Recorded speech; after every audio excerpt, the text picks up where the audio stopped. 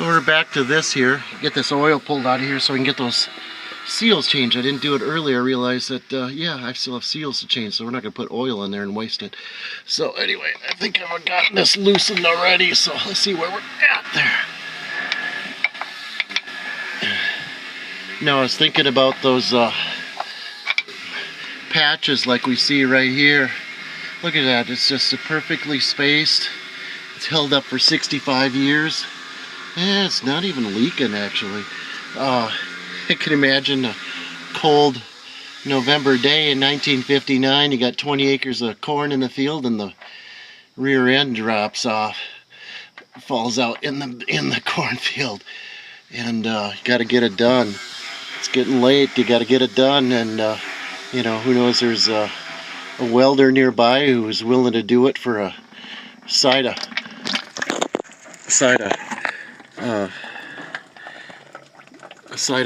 pork and a bag of gunny sack full of new potatoes.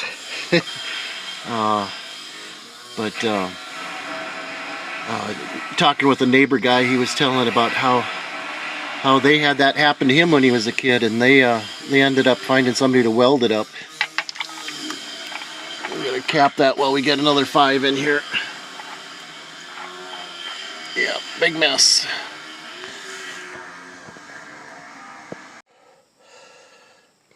Yeah, this oil hasn't seen daylight here in a long time. Kind of the color that I remember of calf scours when I was a kid. Get a calf, they would fill up the calf pen with that color. So anyway, we're gonna get out a magnet and see what we got inside of that hole there, and then proceed on.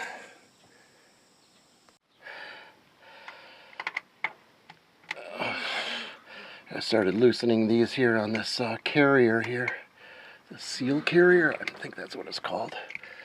I think we can take that off safely without having grease run down our face again.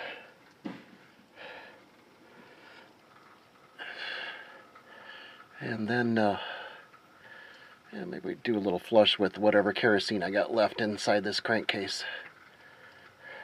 Or crankcase, transmission case. Alrighty. Well, we got the seal carrier off of there. I didn't show this here, or the camera didn't taking this off here, but this is the coupler off of the transmission, the countershaft. I had somebody watches my channel here says just take something here and give it a couple of taps right on that thing there, and it should come loose. So I couldn't find anybody else who had ever done that, and I thought about making up a wrench to do that, but that just threads off of there like so. But I'm going to leave it on there so I don't misplace it. It might be a hard one to find, but I'm going to set that on there and leave that on there for now. I've got somebody to help me press off those seals off the carrier.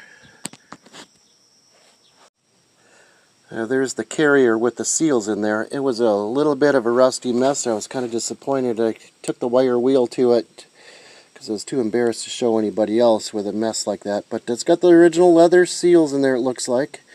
They're pretty well worn.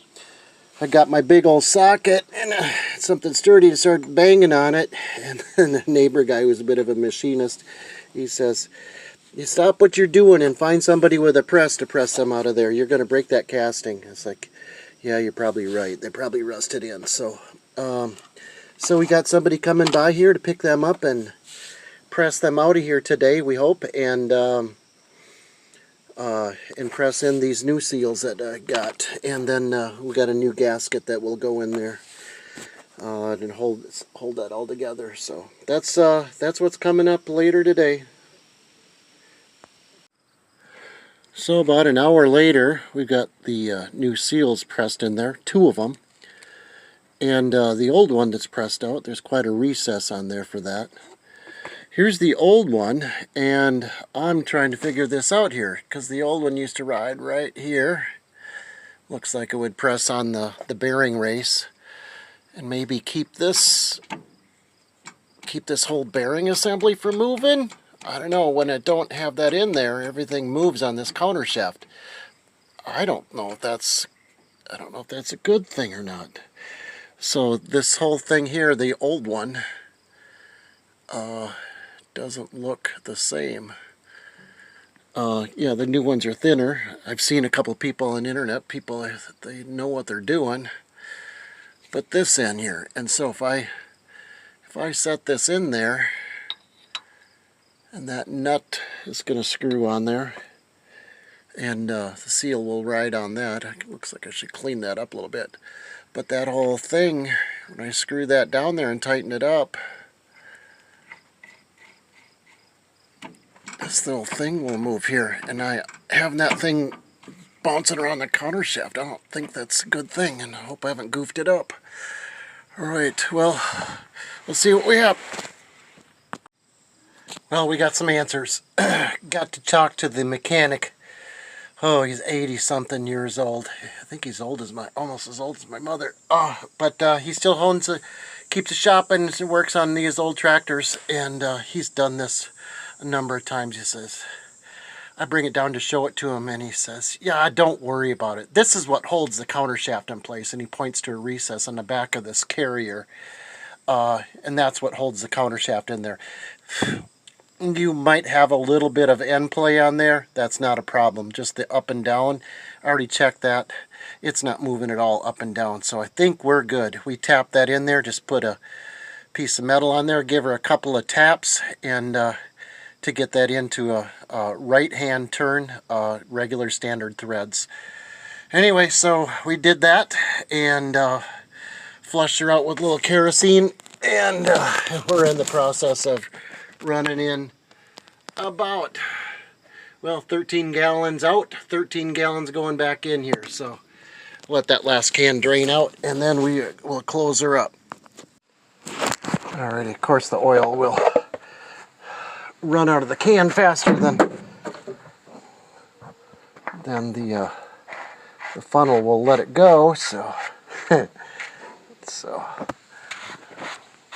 get this sealed in here. This is one of the water intrusion parts. After maybe we clean this off here sometime down the road, we'll go and clean this and seal it up a little bit better. There we go. 3/4 inch socket on there, and that'll do it. Well, it's day 2 after getting the oil changed in the rear end and new seals put on the countershaft, and we'll take a look at that. But we're ending the project here for the progress so far. We still have a belly pump to put in yet, and some sheet metal work to work on the front here, this picker here. But anyway, so we're going to check everything today here and get this thing parked mostly covered in under a roof, and so that way we're ready come corn picking season.